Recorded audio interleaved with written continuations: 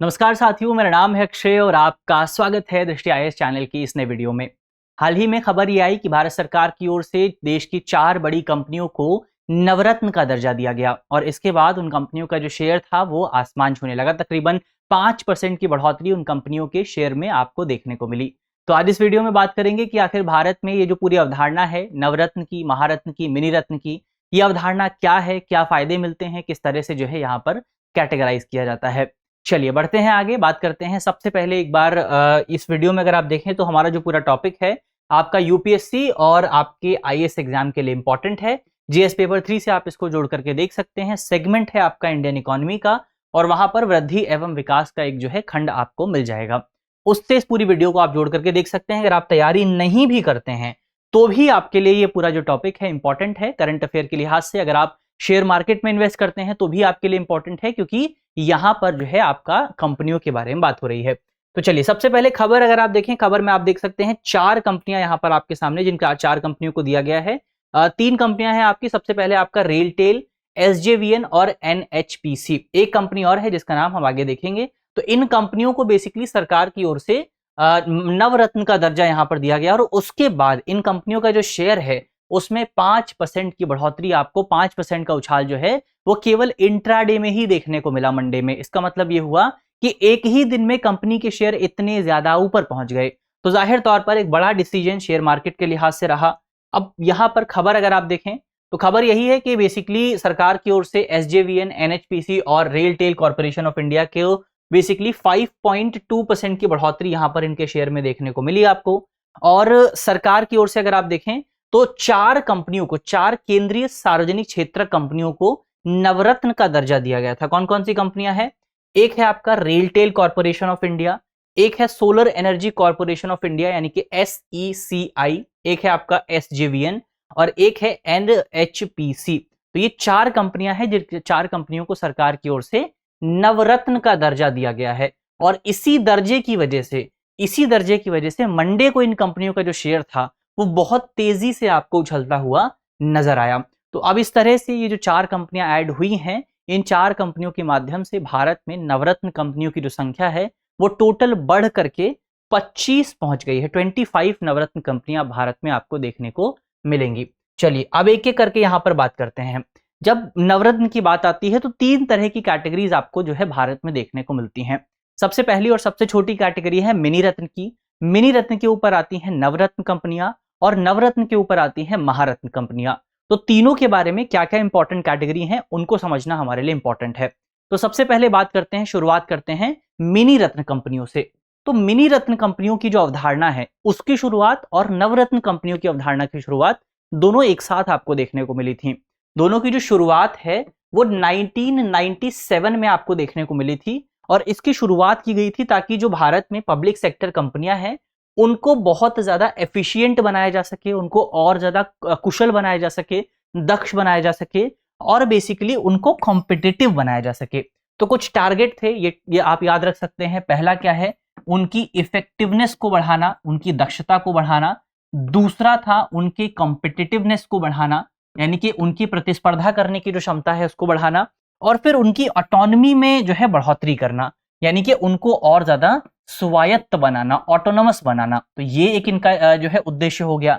एक उद्देश्य था बेसिकली इनकी पावर को जो है और ज्यादा बढ़ाना ताकि ये अपना प्रॉफिट को बढ़ा सकें और देश के विकास में योगदान दे सकें।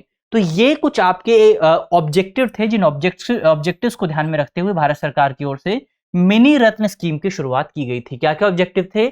एक है एफिशिएंसी को बढ़ाना, कॉम्पिटिटिवनेस को बढ़ाना, ऑटोनॉमी को और बढ़ाना और इकोनॉमी में उनके योगदान को मजबूत करना।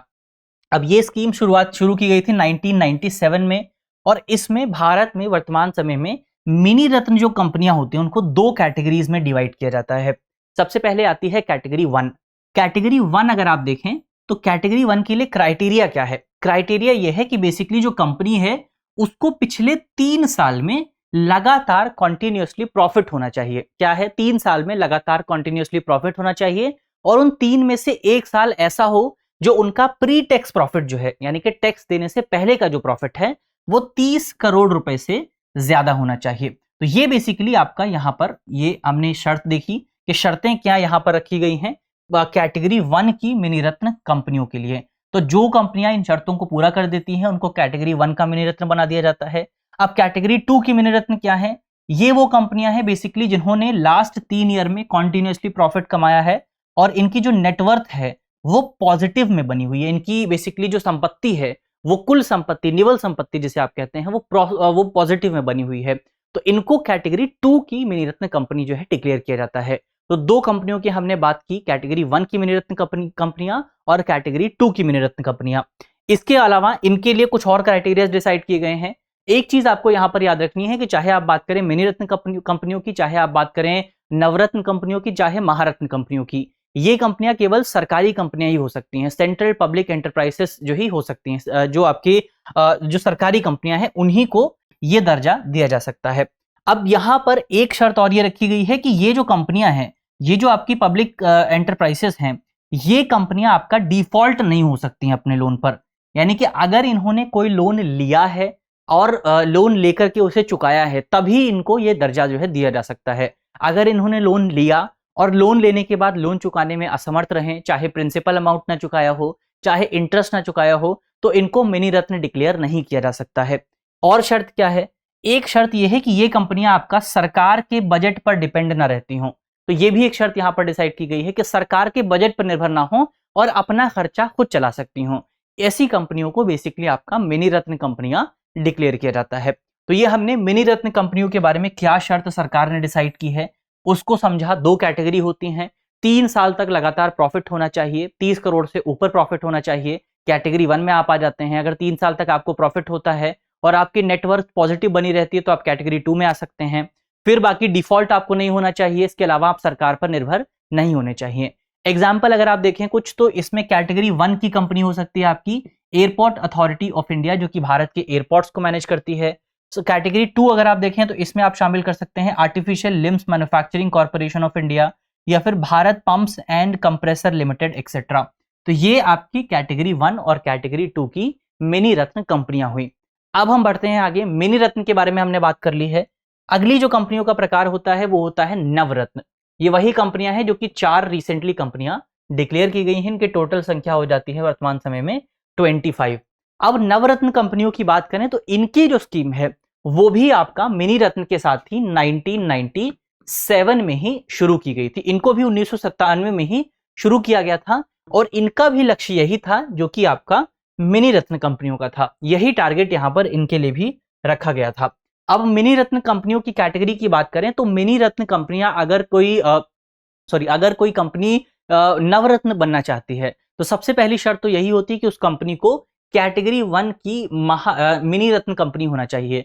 तो कैटेगरी 1 की जो मिनी रत्न कंपनी है या फिर schedule A of CPSE central public sector enterprises schedule 1 का होना चाहिए, तभी उनको जो है नवरत्न कंपनी डिक्लेयर किया जा सकता है। फिर कुछ और भी शर्तें यहां पर रखी गई हैं, जैसे उनकी जो रेटिंग है वो आपका एक्सीलेंट या फिर वेरी गुड होनी चाहिए।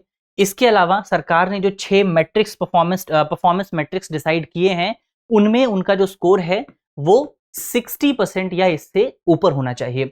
तो सरकार ने क्या मैट्रिक्स डिसाइड किए हैं उनको अगर आप देखें तो एक मैट्रिक्स है उनका net profit to net worth, एक मैट्रिक्स है आपका man power cost to total cost of production services, एक है आपका profit before depreciation interest taxes and capital employed, फिर एक है आपका profit before interest taxes to turnover, earning per share और इंटर सेक्टोरल परफॉर्मेंस। ये 6 क्राइटेरियाज आपका सरकार की ओर से डिसाइड किए गए हैं। अगर कोई कंपनी, सबसे पहले कंपनियों को लिया जाता है, किसी कंपनी को देखा जाता है, फिर इन 6 क्राइटेरियाज को देखा जाता है और उस कंपनी को वहां पर रैंक दीजिए या आप कह सकते हैं स्कोर दिया जाता है। तो जिस भी कंपनी का स्कोर इन 6 क्राइटेरियाज पर 60 से ऊपर रहता है उन कंपनियों को नवरत्न कंपनी के तौर पर दर्जा दिया जा सकता है। तो रिसेंटली जो 4 कंपनियां बनी हैं उन 4 कंपनियों ने इन 6 पैरामीटर्स पर बेहतर प्रदर्शन किया है। उनका जो स्कोर रहा है वो 60 या 60 से प्लस रहा है। उन कंपनियों का जो रेटिंग रही है वो एक्सीलेंट और वेरी गुड रही है और इसी वजह से उनको नवरत्न कंपनी डिक्लेयर किया गया है।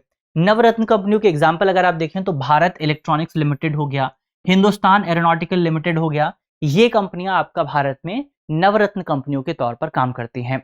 फिर यहां पर हमने बात कर ली मिनी रत्न के बारे में, नवरत्न के बारे में। अब यहां पर एक प्रकार आता है महारत्न। महारत्न की अगर आप बात करें तो जैसा हमने देखा था कि मिनी रत्न और नवरत्न कंपनियों की जो शुरुआत है वो आपको 1997 में देखने को मिली थी, लेकिन महारत्न की उस समय शुरुआत नहीं की गई थी। महारत्न की शुरुआत की गई 2010 में। 2010 में क्यों की गई?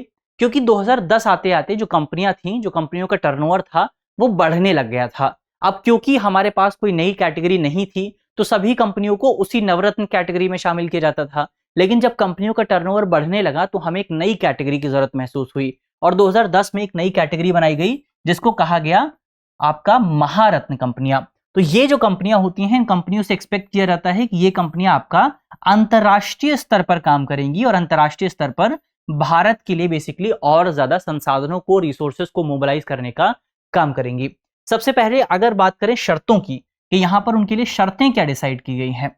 सबसे पहली शर्त होती है कि कोई अगर कंपनी महारत्न का दर्जा चाहती है तो उस कंपनी को नवरत्न का दर्जा पहले से मिला हुआ हो। तो ये चीज आपके लिए इंपॉर्टेंट है। ऐसा नहीं है कि कोई भी कंपनी जो है अभी नई नई स्थापित हुई है उसको महारत्न का दर्जा मिल जाएगा। अगर किसी कंपनी को महारत्न का दर्जा चाहिए तो उसको सबसे पहले नवरत्न का दर्जा प्राप्त करना होता है। एक तो ये कैटेगरी हो गई, एक तो ये क्राइटेरिया हो गया। दूसरा क्राइटेरिया ये है कि उसको बेसिकली आपका स्टॉक मार्केट पर स्टॉक एक्सचेंज जो होता है वहां पर लिस्टेड कंपनी होना चाहिए और उसकी जो पब्लिक शेयर होल्डिंग है वो सेबी के नियमों में मिनिमम जो सेबी ने डिसाइड किया है उतना तो कम से कम उसके पास होना चाहिए। तो लिस्टेड कंपनी होनी चाहिए, आप इतना याद रख सकते हैं। इसके अलावा उस कंपनी का जो एवरेज टर्नओवर है वो तकरीबन आपका 25,000 करोड़ होना चाहिए पिछले 3 सालों में। जो उसकी एवरेज एनुअल नेटवर्थ है वो पिछले 3 सालों में 15,000 करोड़ रुपए के आसपास होनी चाहिए।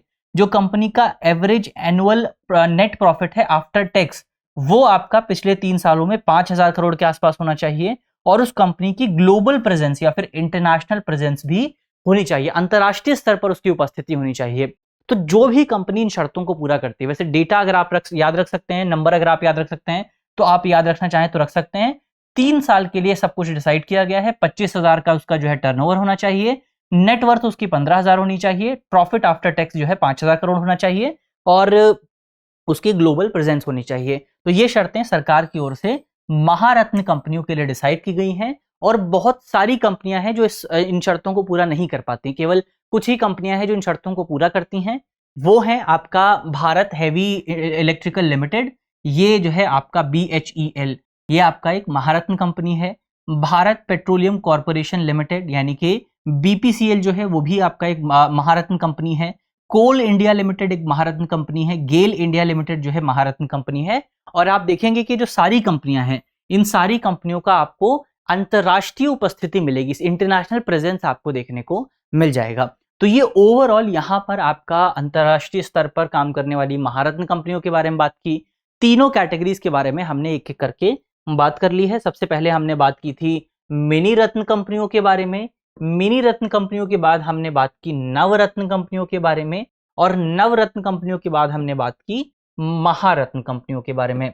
तो तीनों के बारे में हमने बात की, तीनों की स्कीम कब शुरू हुई थी, सरकार ने क्या क्राइटेरिया डिसाइड किया है, उसके एग्जाम्पल क्या हो सकते हैं।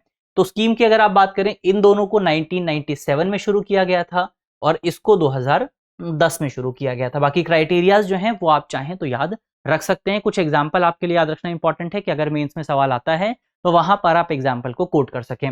अब अंत में आपके लिए एक सवाल भी है, सवाल इसी पूरे टॉपिक से जुड़ा हुआ है जिसका जवाब आपको कमेंट बॉक्स में देना है। तो सवाल देखें आप, सवाल में आपसे पूछा गया है कि निम्नलिखित में से कौन सी कंपनी जो है वो महारत्न कंपनी नहीं है। हमारे ऑप्शन है, option A BHEL, option B BPCL, option C NHPC या फिर option D GAIL India limited. तो इसका सही जवाब क्या होगा वो आपको कमेंट बॉक्स में जल्दी से बताना है। मुझे उम्मीद है कि इस वीडियो में हमने जितने इंपॉर्टेंट पॉइंट्स पर बात की है वो पॉइंट्स आपको समझ में आए होंगे। और अगर आपको वीडियो अच्छी लगी है तो वीडियो को लाइक कीजिए, शेयर कीजिए अपने दोस्तों के साथ, अपने साथियों के साथ, अपने परिवारजनों के साथ।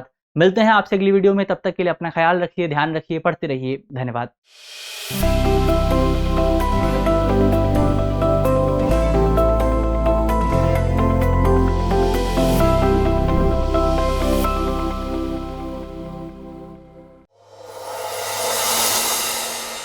डियर व्यूअर्स, अपने एग्जाम की तैयारी को और बेहतर करने के लिए हमारे चैनल को लाइक, शेयर और सब्सक्राइब करना न भूलें।